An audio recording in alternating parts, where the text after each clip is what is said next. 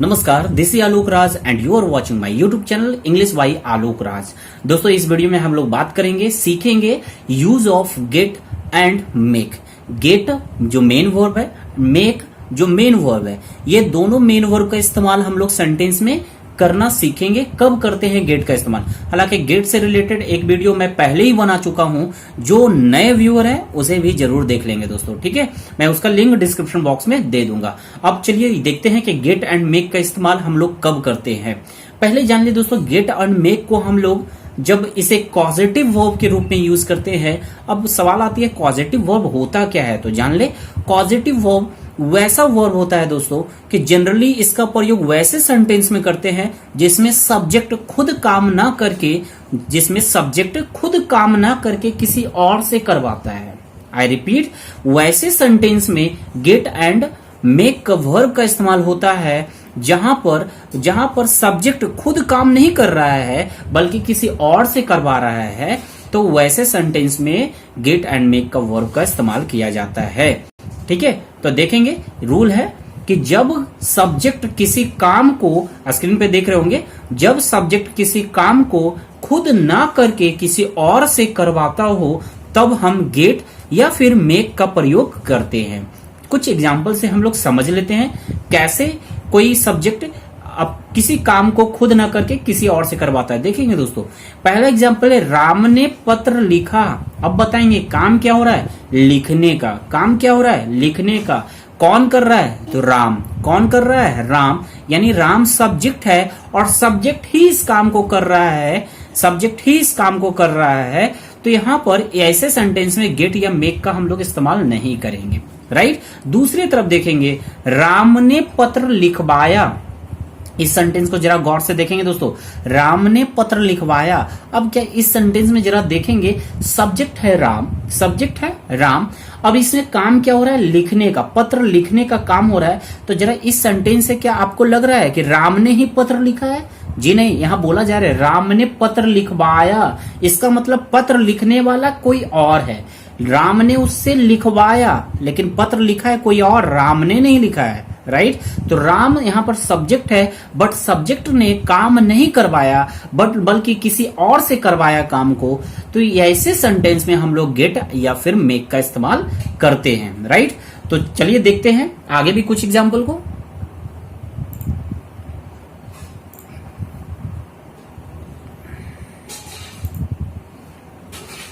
अगला देखेंगे एग्जाम्पल को, मैं हंसता हूं। तो बताएंगे काम हो रहा है हंसने का। कौन कर रहा है, मैं। सब्जेक्ट मैं हूं और सब्जेक्ट ही काम कर रहा है। हंसने का काम कौन कर रहा है, आई। तो आई सब्जेक्ट है एंड सब्जेक्ट ही काम कर रहा है। बट दूसरे साइड देखेंगे एग्जाम्पल को, मैं तुम्हें हंसाता हूं।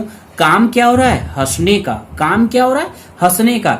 तो क्या इसमें सब्जेक्ट जो आई है, यानी मैं तुम्हें हंसाता हूं, तो मैं तुम्हें हंसाता हूं, तो जो हंसने का कार्य हो रहा है, तो मैं कर रहा हूं या तुम कर रहे हो?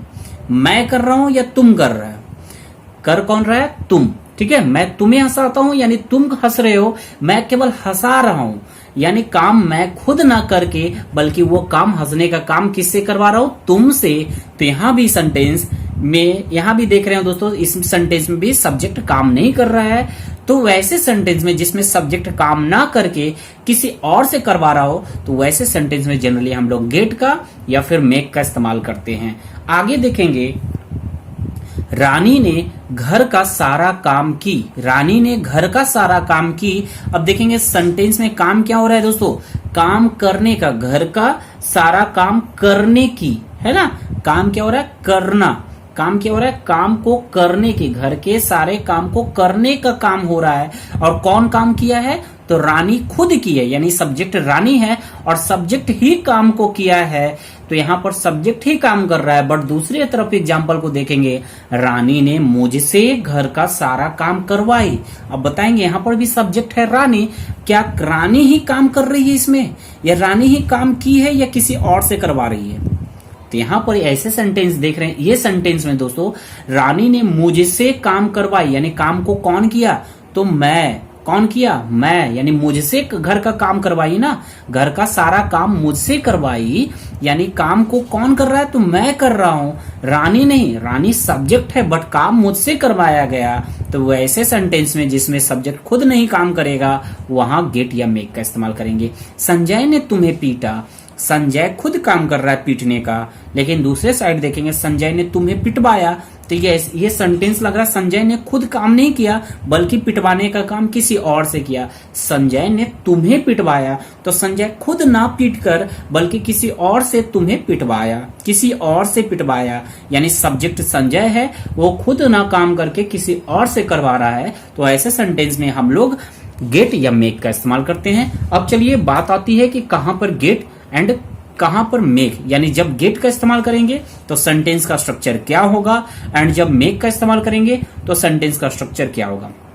तो ध्यान रखेंगे दोस्तों, ऐसा नहीं है कि जहां मेक का इस्तेमाल होगा वहां गेट कर देंगे, जहां गेट का इस्तेमाल करेगा होगा वहां मेक का इस्तेमाल कर देंगे, ऐसा बिल्कुल नहीं है। दोनों का स्ट्रक्चर अलग होता है। जैसे कि देखेंगे जब हम गेट का इस्तेमाल करेंगे, किसका इस्तेमाल करेंगे?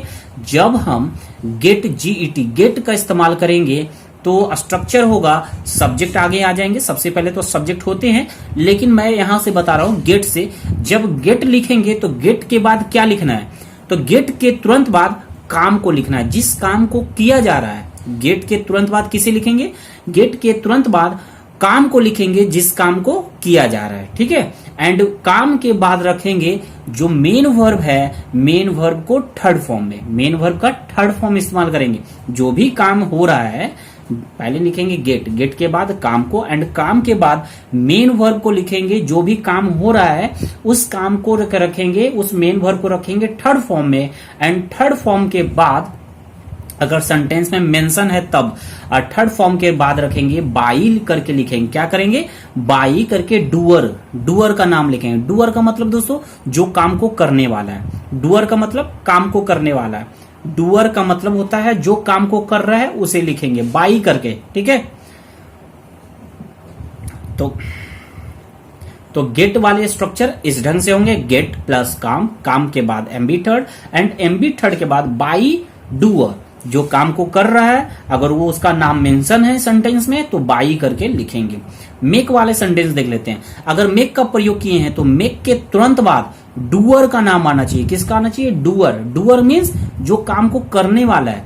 जब मेक वाला स्ट्रक्चर आएगा तो मेक लिखेंगे, मेक के बाद लिखेंगे उसका नाम जो काम को कर रहा है, एक्चुअल में जो काम को कर रहा है उसका नाम लिखेंगे, एंड डूअर के बाद लिखेंगे MB1 को, यानी जो भी काम हो रहा है उसे लिखेंगे फर्स्ट फॉर्म में, मेन वर्ब को फर्स्ट फॉर्म में, एंड मेन वर्ब के फर्स्ट फॉर्म के बाद लिखेंगे काम को, जो काम हो रहा है, जिस काम को किया जा रहा है उसे लिखेंगे काम को, ठीक है।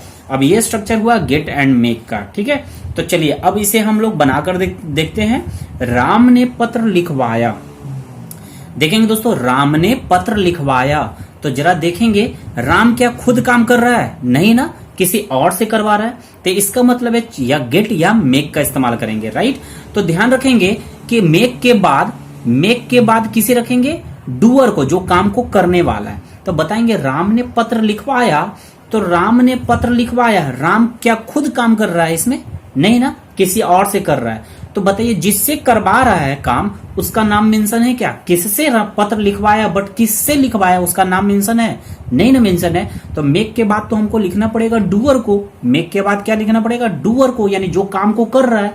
तो इस सेंटेंस में जो काम को करने वाला जो है उसका नाम ही नहीं पता है, पता ही नहीं है कौन कर रहा है। तो जब डूअर नहीं मालूम हो तब आप गेट का इस्तेमाल करोगे। जब डूअर यानी काम को करने वाला जो है वो उसका नाम नहीं पता है तब आप गेट का इस्तेमाल करोगे। तो इसका सेंटेंस बनेगा गेट से। तो सबसे पहले रखेंगे सब्जेक्ट को। देखेंगे गेट का फॉर्म का इस्तेमाल करेंगे टेंस के अकॉर्डिंग, ठीक है। तो राम ने पत्र लिखवाया, यानी राम सेंटेंस पास्ट इंडेफिनिट का है तो पास्ट इंडेफिनिट का स्ट्रक्चर यूज करेंगे। राम, गेट का सेकेंड फॉर्म होता है गॉट, राम गॉट, और गॉट के बाद क्या होता है दोस्तों? उसका नाम लिखना है जो काम हो रहा है। तो काम क्या हो रहा है? पत्र को लिखवाने का। काम क्या हो रहा है? पत्र को लिखवाने का ना।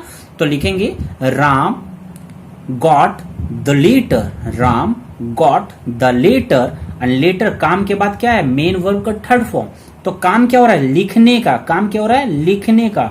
तो लिखना मेन वर्ब है। उसका थर्ड फॉर्म, जो लिखना को कहते हैं राइट, क्या कहते हैं, राइट।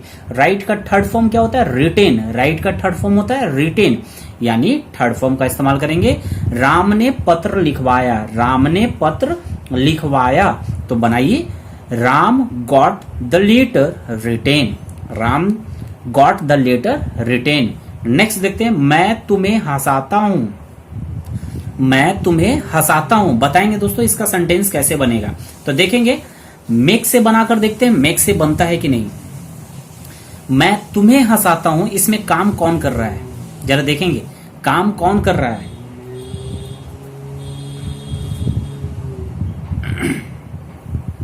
तो इसमें देखेंगे इसमें काम कौन कर रहा है, मैं तुम्हें हंसाता हूं, तो मैं ना करके बल्कि तुम से किया करवाया जा रहा है। हंसाने का काम कौन कर रहा है, तुम, राइट। तो यानी मेक के बाद डूअर आएगा, मेक के बाद डूअर आता है ना, तो काम जो कर रहा है उसका नाम मेंशन है क्या, तो मेंशन है, तुम मेंशन है। इसका मतलब है बोलेंगे आई में हंसाता हूं तो make, I make you laugh, I make you laugh. जहां मैं बोलता हूं मैं हंसता हूं आई लाफ, मैं तुम्हें हंसाता हूं I make you laugh, right.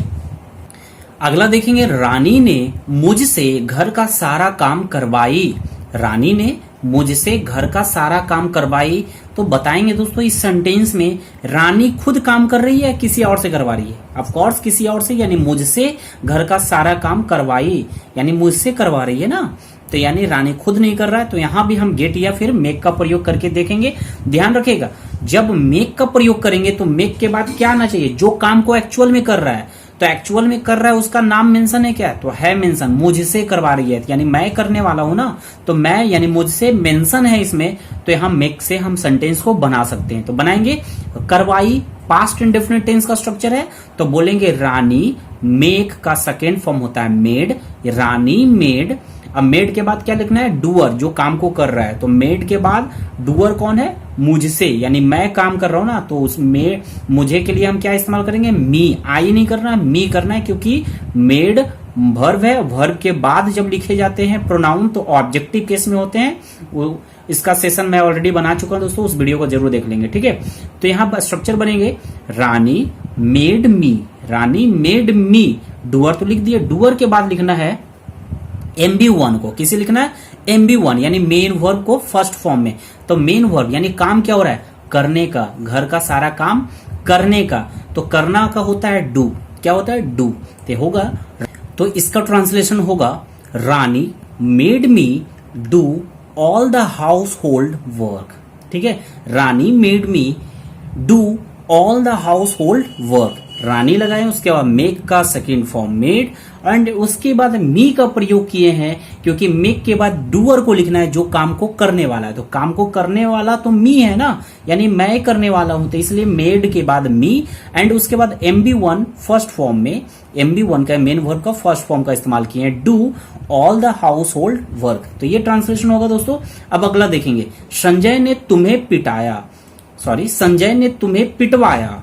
यहां देखेंगे काम फिर संजय खुद ना करके किसी और से करवा रहा है, पीटने का काम कोई और कर रहा है, बट देखेंगे जो पीट रहा है दोस्तों क्या उसका नाम मेंशन है, जो पीटने वाला है, मैं संजय ने तुम्हें पिटवाया, यानी पिटाया आपने, लेकिन जो पीटने वाला है उसका नाम मेंशन नहीं है, तो वहां पर मेक का इस्तेमाल नहीं करेंगे दोस्तों, क्योंकि मेक के तुरंत बाद आपको डूअर लिखना पड़ेगा। किसका नाम लिखना पड़ेगा, डूअर को, तो डूअर तो है ही नहीं, जो काम को करने वाला उसका नाम मेंशन नहीं है, तो आप इसे काम किससे बनवाओगे, गेट से बनाओगे, ठीक है। तो गेट से बनाएंगे, बोलेंगे संजय, संजय पिटवाया, पास्ट टेंस का है इसलिए गॉट, गेट का सेकेंड फॉर्म गॉट बोलेंगे, Sanjay got you, Sanjay got you, और यू के बाद यानी काम लिखने के बाद MB थर्ड का इस्तेमाल करते हैं, पीटना को होता है बीट, और बीट का थर्ड फॉर्म बीटेन, तो Sanjay got you beaten, Sanjay got you beaten का प्रयोग करेंगे दोस्तों, ओके।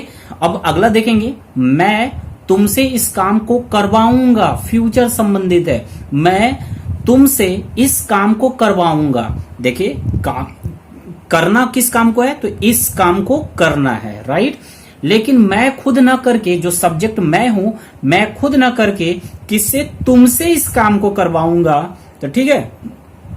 तो देखेंगे तुमसे इस काम को मैं करवाऊंगा, तो मैं खुद नहीं करके तुमसे करवाऊंगा। तो यहां भी स्ट्रक्चर देखेंगे किससे बनेगा। अगर मेक से बनाना चाहेंगे, अगर इसका स्ट्रक्चर हम मेक से बनाएंगे तो जरा देखेंगे, मेक के बाद लिखना है डूअर को, तो क्या डूअर मेंशन है, जो काम को करेगा मेंशन है। मैं किससे काम करवाऊंगा, तुमसे, यानी तुम का यूज यहां किया गया है सेंटेंस में, तुमसे को मेंशन है ना, तो यू मेंशन है, तो इसलिए हम मेक से सेंटेंस बनाएंगे। तो चलिए बनाते हैं।